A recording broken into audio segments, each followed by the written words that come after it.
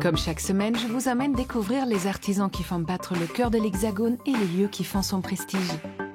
Aujourd'hui, dans Version française, la Fondation Cherki rassemble des œuvres d'art lumino-cinétique, un monde enchanteur à découvrir dans tout son musée. Amoureux de l'architecture et de l'ébénisterie, Jean-Guillaume Mathieu est un artiste à l'univers envoûtant. C'est notre invité du jour. Chez Miu Miu, Miuccia Prada questionne la notion d'uniforme et de normes vestimentaires et propose un nouveau rapport au corps. Depuis plus de 20 ans, Daphné Vior restaure dans son atelier des œuvres d'art qui n'ont pas dit leur dernier mot.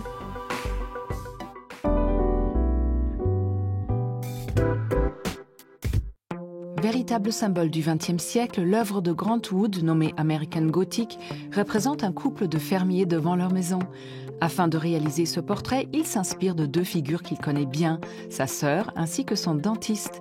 Derrière ces drôles de regards divergents, on retrouve en arrière-plan une ferme. La symétrie architecturale maîtrisée ainsi que la fenêtre au style gothique deviennent presque le sujet central du tableau. Une scène atypique qui laisse libre cours à l'imagination du spectateur. Aujourd'hui, on se glisse dans les coulisses d'une des plus grandes maisons de mode, Chanel. Entre 1990 et 2000, le photographe Robert Ferrer s'est glissé dans l'univers créatif du grand Karl Lagerfeld pour nous rapporter cette sélection de 250 clichés. On y découvre des scènes immortalisées sur le vif, mais aussi le processus de création aussi bien dans le prêt-à-porter que dans la haute couture. Accompagné de textes signés par ses plus proches collaborateurs, on nous révèle la genèse de création devenue iconique. Ces drôles de totems sont l'œuvre de l'Américain Alexander Girard. Grand voyageur, il collecte durant des années de nombreuses poupées et artefacts qui l'inspireront pour la création de ses figures de bois. Entre symbolisme enfantin et rituels tribaux, il les crée d'abord pour son propre plaisir, ainsi que pour décorer sa maison de Santa Fe. Même s'il envisage de les commercialiser, ce n'est qu'en 2006, soit plus de 13 ans après sa mort, que la maison suisse Vitra lui rendra hommage en éditant pour la première fois ses réalisations.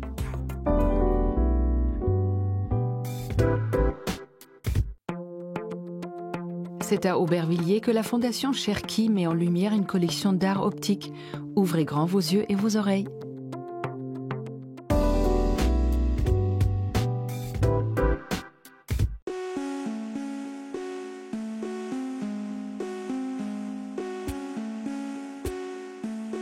Ce qu'on découvre en poussant les portes de la Fondation Cherki, c'est un lieu d'abord insolite. Mais ce qu'on veut faire partager avant tout, c'est l'évolution au fil des années de l'art lumino-cinétique. Des œuvres en mouvement par elles-mêmes, mais également le mouvement du spectateur autour des œuvres. L'art lumino-cinétique, c'est donc cet art du mouvement et de l'illusion d'optique. Il regroupe des techniques lumineuses, numériques ou mécaniques, et l'un de ces sanctuaires se trouve dans un ancien site industriel à Aubervilliers, au nord de Paris.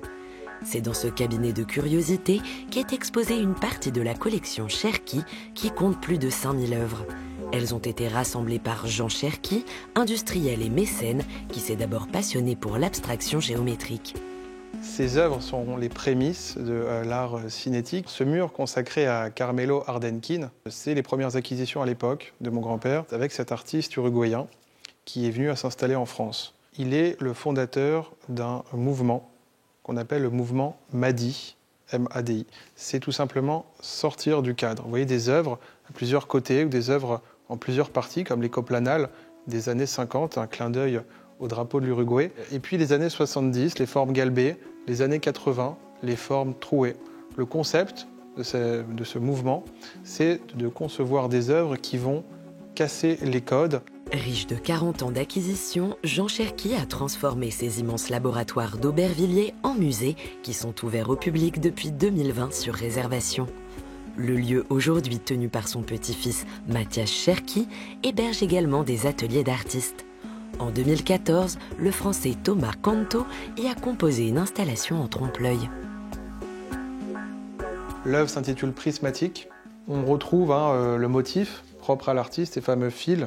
Et puis on est perdu dans une dimension assez étrange, puisqu'on est dans à peu près 16 mètres carrés, pleine de fils, de peinture, avec un effet d'optique assez perturbant. C'est tentant de rentrer dans cette œuvre et de se perdre un petit peu au fin fond de cette illusion d'optique, mais l'œuvre, elle prend aussi son sens avec un certain recul, où lorsque parfois même nos visiteurs passent devant et tout d'un coup tournent la tête, et ne comprennent pas forcément la profondeur de cette salle. Et ça nous plaît d'étonner énormément les visiteurs. Certaines œuvres sont directement et par elles-mêmes en mouvement, comme cette plante carnivore métallique du coréen Yoram Cho. D'autres, en revanche, ne prennent vie qu'une fois activées par le visiteur. C'est le cas de ce panneau lumineux de l'artiste italien Gregorio Vardanega. Elle a été conçue en 1968, au tout début de l'art lumino-cinétique. Écrit sur l'œuvre en petit, le titre « Caresser les boutons bleus ». Une invitation à caresser, à toucher les boutons, vous voyez. Et donc ce côté ludique, ce côté interactif qu'on va retrouver un peu partout, va permettre de faire jouer le visiteur, le spectateur, à travers différentes œuvres. Jouer avec les lumières, mais aussi avec les sons, comme le propose cette hypnotique œuvre-instrument aux sonorités futuristes. Ici, l'œuvre de Romano Zanotti, un artiste italien basé à Paris dans les années 60, lorsqu'il a réalisé ces fameux ressorts, une œuvre purement mécanique. Le bruit provient tout simplement de la caisse de résonance. Cette boîte noire en haut est creuse, puis le son va se propager à l'intérieur, puis se répandre. On est complètement entre la musique et l'art interactif. À l'étage, une piscine de ballons attend les visiteurs. Ils peuvent se plonger dans un tourbillon de couleurs dont chaque pièce est une œuvre unique. On se trouve actuellement dans l'installation de Gaston Ugalde, un artiste très connu en Bolivie, qu'on a rencontré à la Biennale de Venise avec cette œuvre. Mon grand-père a rencontré l'artiste, il a énormément apprécié cette œuvre, et puis il a commandé une série de 5000 ballons.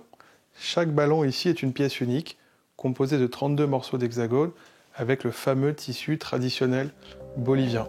La Fondation Cherki entend ainsi continuer à mettre en lumière l'art bien vivant du mouvement.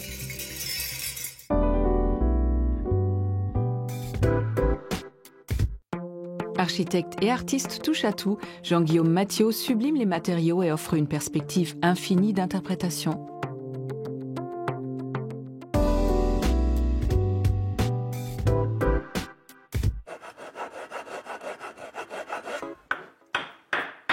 On doit être vrai, on ne peut pas mentir avec la forêt. Donc vous êtes obligé d'être dur avec vous-même et accepter que la vérité est devant vous et non derrière vous. Et à partir de là, vous commencez à sentir, à réceptionner tous les dons que vous offre cette grande forêt, parce que la grande forêt, elle nous materne depuis toujours. Donc il est hors de question que je participe aujourd'hui à une déforestation. Je travaille avec des bois tombés, des bois qui ont été utilisés, de tempêtes. Et c'est ce qui fait ma force aujourd'hui. Tous ces bois me donnent le meilleur aujourd'hui.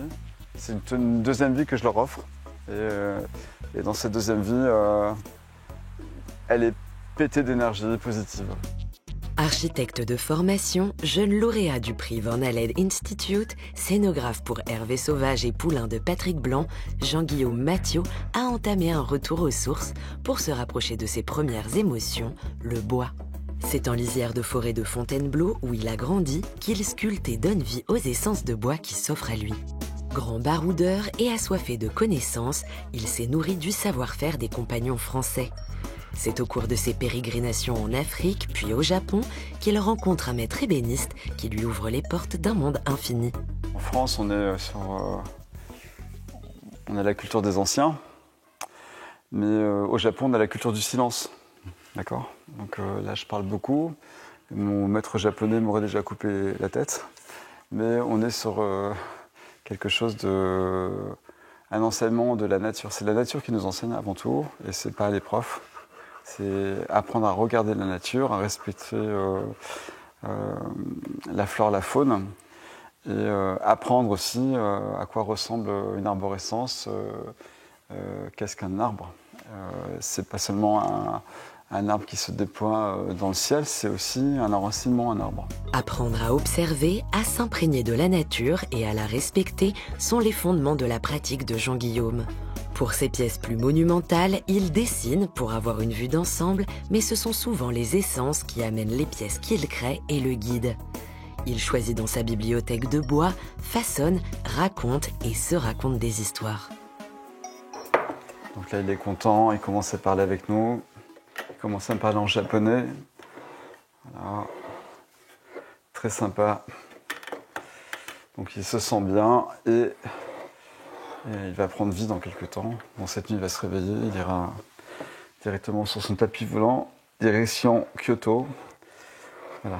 Vous avez un petit samouraï qui est très inspiré des films de mon enfance, notamment La forteresse cachée de Kurosawa. Jouets, mobilier, cabinet de curiosité ou cabane en bois monumentale qu'il imagine comme un refuge éphémère pour collectionneurs, Jean-Guillaume leur donne vie à chaque fois à travers ses yeux d'enfant. Nos histoires, elles viennent de l'enfance, donc que ce soit des grands formats ou des petits formats, il n'y a pas d'échelle pour exprimer nos rêves.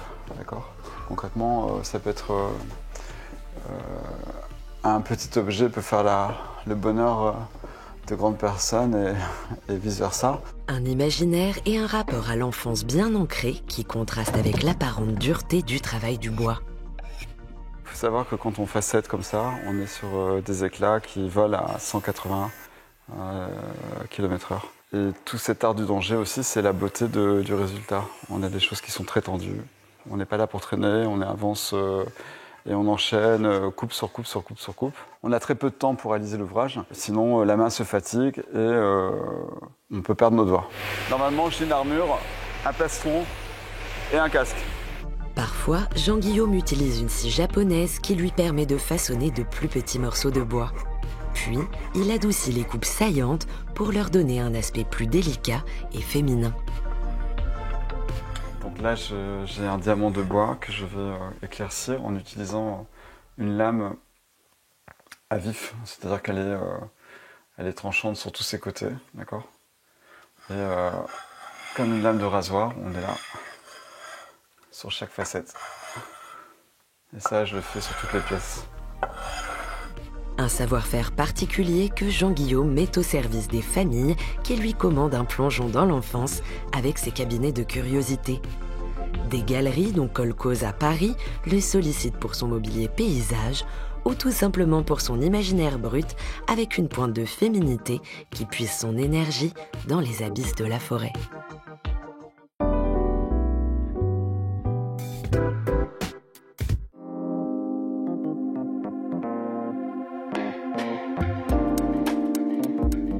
Bonjour Jean-Guillaume.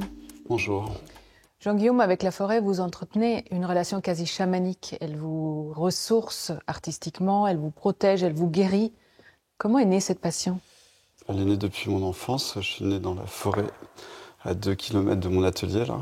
Ma maman a couché en lisière de forêt, mais du coup, on s'est installé dans ce village, dans le village de Marlotte. Mais avant d'y revenir vivre, vous avez bougé pas mal. Vous êtes architecte de formation. Oui. Et vous avez notamment travaillé avec Édouard François, qui était un précurseur dans l'architecture vert, et Patrick Blanc, l'inventeur du mur végétal. Exactement. En fait, le précurseur reste Patrick Blanc. Patrick Blanc qui était un visionnaire. C'est pas seulement une injection de verdure, c'est surtout réaliser qu'on doit prendre soin et nous faisons partie de la nature. Donc c'est ça qui m'a touché chez ce monsieur. Il était incroyable. Et quand il a rencontré Édouard François, il lui a donné toutes les clés pour assurer et devenir un architecte aussi incroyable. Moi, je suis arrivé juste après, en tant que jeune étudiant, et je suis devenu chef de projet très tôt. Et on a cartonné, j'ai commencé à faire des concours. Vous avez notamment gagné le concours Van Allen à 23 ans, ouais. Ce qui est très jeune. Oui, j'étais le plus jeune. Et, donc ça a commencé comme ça, c'était à Long Island. J'ai fait des cabanes en bord de mer. Alors justement, des cabanes, c'est de ça que j'aimerais parler avec vous. À quel moment le regard sur l'architecture a évolué vers cette petite architecture, entre guillemets ? En fait, je m'aperçois qu'il y a beaucoup d'ego chez les architectes, ce qui ne me correspond plus. Moi, j'ai une tante qui a eu une grosse galère de vie, qui s'est retrouvée sans maison. Donc je me suis dit, j'ai pensé à ces femmes qui étaient entamées comme ça, qui voulaient se retrouver dans un moment de vie sans appartenir ou sans dépendre d'un système. Je me suis dit, pourquoi pas faire des cabanes pour ces personnes. Et puis après, je l'ai développé. Je me suis dit, pourquoi pas penser aussi aux personnes âgées, pourquoi pas penser aux plus jeunes, aux jeunes qui veulent s'installer. Pour terminer, j'aimerais parler des cabinets de curiosité que vous avez évoqués tout à l'heure et qui qui font partie maintenant de vos grosses commandes. Oui. Qu'est-ce que c'est un cabinet de curiosité exactement? J'étais impressionné par la chambre de mon père. Quand j'étais petit, il a beaucoup voyagé. On découvrait les pays avec des petits soldats, des morceaux de métaux, des coques de bateaux. C'était assez drôle. Et j'ai imaginé reprendre un peu cette histoire de cabinet curiosité à partir de bois, parce qu'en fait le bois il est infini. Donc du coup j'ai décidé de travailler sur plein de petits morceaux de bois comme ça, et de les accumuler et après de les intégrer dans les étagères comme ça. Et toujours ce retour dans un monde de l'enfance ou... C'est une parenthèse enchantée, il faut la respecter. Moi j'ai une petite enfance, j'ai pas eu le temps de l'apprendre comme je la voulais, mais j'ai beaucoup travaillé, j'ai travaillé très jeune. Je suis parti de chez moi, j'avais 17 ans. Je n'ai fait que travailler, d'accord. J'ai une petite fille très tôt que j'ai élevée seule. J'ai pris des risques. Ça n'a pas toujours été évident. Après, j'ai un accident de la vie. Au finish, aujourd'hui, mes blessures sont pansées par la forêt. Et tout l'amour que je lui porte, elle me le rend au centuple. C'est un très bon message. Merci beaucoup. Merci Jean-Guillaume.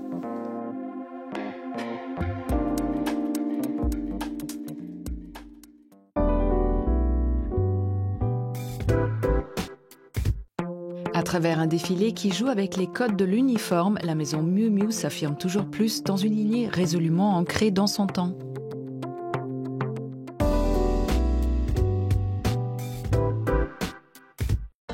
À l'heure où le vêtement est plus que jamais vecteur d'affirmation et terrain d'expérimentation identitaire, la notion d'uniforme devient pour le moins versatile.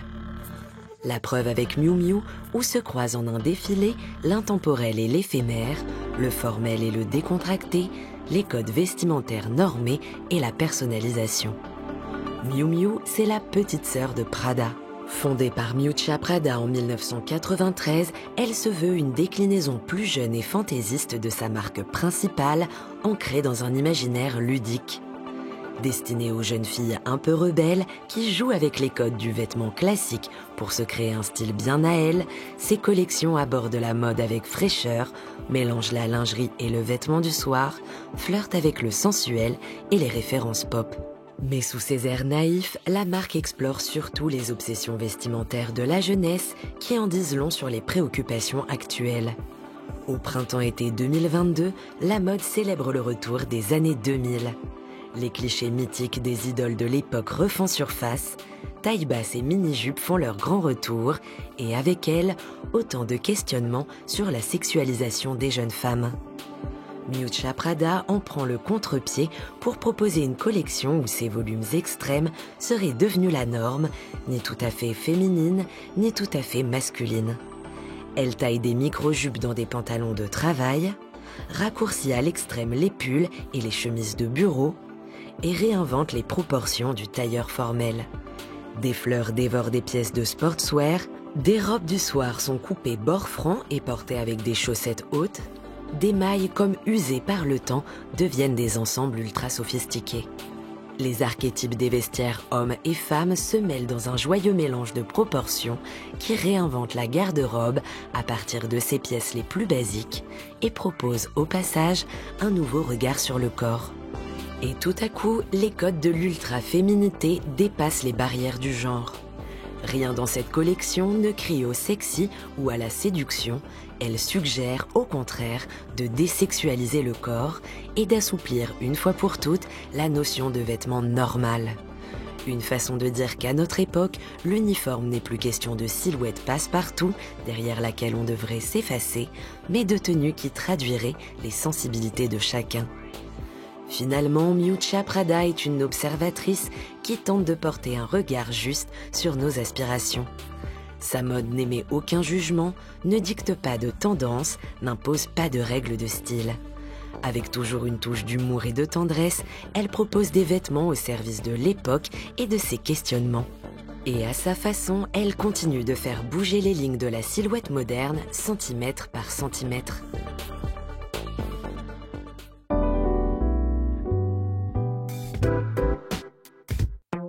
À l'aide de ses outils et surtout de son savoir-faire, Daphné Vior, restauratrice d'œuvres d'art, gomme le passage du temps. C'est le geste.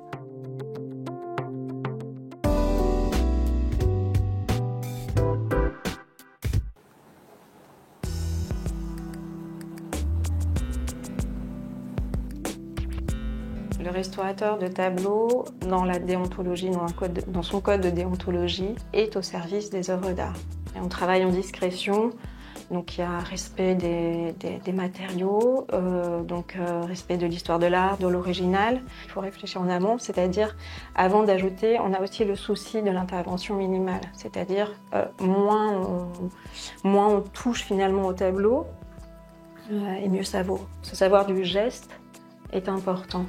Bercée par les objets familiaux et l'Antiquité, c'est tout simplement que Daphné Vior s'est tournée vers les beaux-arts. Et c'est à Florence, pendant ses études, qu'elle a fait ses gammes et s'est imprégnée du savoir-faire italien de la restauration d'œuvres d'art. L'Italie m'a appris la compréhension du métier du peintre dans ses traditions, dans le sens du travail authentique, traditionnel. Donc c'est rentrer dans la matière avec des méthodes traditionnelles, maintenant que j'ai un peu couplé avec des méthodes françaises qui sont peut-être un peu plus modernes. Des savoir-faire complémentaires que Daphné utilise au quotidien depuis maintenant plus de 20 ans. Dans son atelier, tout style et époque se côtoient, mais à chaque intervention, le procédé reste le même. Il y a d'abord de la recherche pour s'imprégner de la patte de l'artiste, puis une profonde étude de la toile afin de déterminer les interventions nécessaires. Donc là, il était très sale. On est sur un tableau qui est avec beaucoup de matière d'empattement. Et donc, c'est très minutieux pour le nettoyage, parce qu'il faut aller dans les creux de la matière. Et donc, c'est un travail assez délicat. Daphné inspecte ensuite minutieusement la toile pour repérer les éventuelles retouches. Grâce à l'obscurité complète et une lampe de boude, les rayons ultraviolets font parler l'œuvre. Donc là, ce qu'on voit, c'est une retouche. Après expertise, Daphné peut commencer le nettoyage de la toile qui se fait en plusieurs étapes successives avec du coton au bout d'un bâton. Il y a une première étape qui consiste à nettoyer de manière superficielle en fait l'encrassement. Une deuxième étape où on va utiliser un solvant. Ça permet en fait d'avancer dans le travail de manière progressive en fait. Le fait qu'il y ait plusieurs étapes permet de mieux contrôler en fait le travail. Et on contrôle toujours à l'œil de toutes les manières. C'est-à-dire que là, je vois vraiment précisément que c'est la résine en fait qui est retirée. En fonction de l'état de l'œuvre, certaines déchirures nécessitent d'être comblées. Daphné panse le trou au dos de la toile, puis repasse sur l'endroit avec du mastic pour pouvoir ensuite y ajouter de la couleur. Comme pour le nettoyage, le geste est progressif et en fonction de la luminosité qu'elle doit apporter, Daphné jongle avec des teintes complémentaires. Je viens chercher la sous-couche en fait. Là, ce que je fais, c'est je reprends les étapes du peintre, je reprends exactement les étapes de l'artiste et je vois que par-dessous, voilà, avec soit du white, voilà, je viens chercher cette teinte-là qui est dessous. Celle-ci, elle a été repiquée quand j'ai nettoyé, c'est reparti parce que c'était une zone de restauration. Et donc, je viens rechercher exactement la teinte du fond, cette teinte-là. Depuis plus de 20 ans, dans son atelier bordelais, Daphné Vior redonne une énième jeunesse à des toiles d'exception ou à des œuvres sentimentales pour collectionneurs, amateurs ou galeristes, et toujours avec pudeur et minutie.